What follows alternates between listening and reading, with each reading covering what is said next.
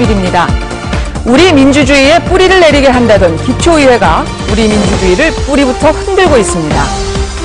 물건 훔치고 폭력 휘두르고 뇌물까지 받고 기초의원들의 추태가 잇따라 불거지면서 시민들의 불신과 분노가 커지고 있습니다. 부활된 지 20년을 맞은 우리 기초의회, 왜 그런지 모르겠습니다. 김응수 기자가 취재했습니다. 지난달 4일 용인시 의회.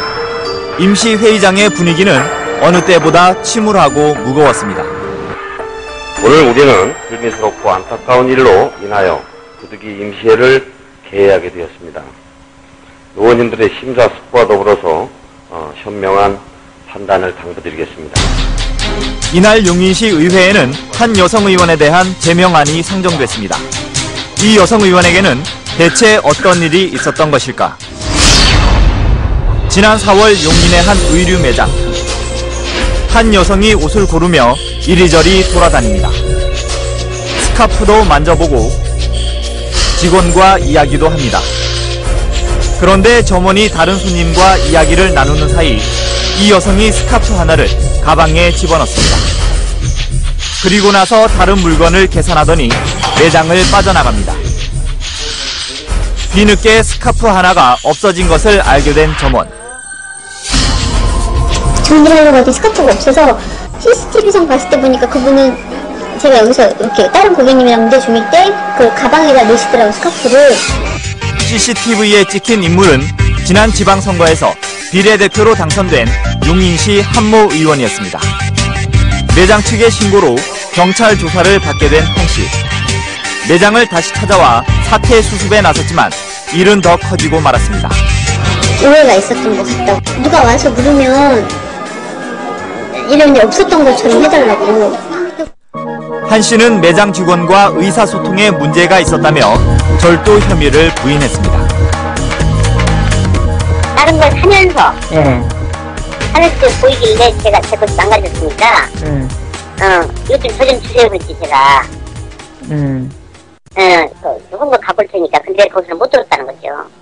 나는 분명히 말을 하고 갖고 왔고. 하지만 현직 시의원이 연루된 절도 사건에 시민들의 충격과 분노는 극에 달했습니다. 결국 용인시 의회는 자체 진상조사까지 벌인 뒤 한 씨의 해명에 설득력이 없다는 결론을 내리고 제명안을 통과시켰습니다. 제명 징계하는 것으로 가결됐음을 선포합니다. 한 씨는 그러나 최근 법원에 제명 처분 효력정지 가처분 신청을 냈고 절도 사건에 대한 1심 판결이 나오기까지 의원직을 유지하고 있습니다. 의원직을 유지하기 위한 것인지 자신의 결백을 주장하기 위한 것인지 당사자의 이야기를 직접 들어보기 위해 전화통화를 시도했습니다. 예, 의원님이시죠? 예, 여보세요? 의원님 안녕하세요. 여기 SBS인데요. 무슨 말씀이실까요? 예, 저 다름이 아니고 보니까 가처분 신청을 내셨더라고요. 없어요. 네. 동료 의원들의 반응은 싸늘합니다. 저는 그렇게 되면 자진 사퇴 쪽으로 가야 되지 않나 이런 생각을 하게 됩니다. 실수였다라는 거는 조금 어폐가 있지 않나. 용인시 의회는 비교적 신속하게 문제 의원에 대한 징계 절차를 마무리했습니다. 시민들의 꾸지람을 무겁게 받아들이지 않을 경우 시의회 전체에 대한 불신으로 이어질 수 있다는 위기감이 작용했기 때문입니다. 하지만 모든 시의회가 다 이렇지만은 않습니다. 지난 1월 성남시 판교동 주민센터. 모자를 눌러쓴 한 여성이 들어오더니 갑자기 신발을 벗어들고 여직원에게 던질 듯 위협합니다. 신발을 내팽개치더니 이번에는 서류 뭉치를 직원에게 내던집니다. 급기야 사무실 내부로 들어온 여성. 남자 직원들의 만류 속에서도 여직원을 꾸짖더니 이번에는 가방을 내던집니다. 주민센터를 아수라장으로 만든 여성은 성남시 의회 이모 의원.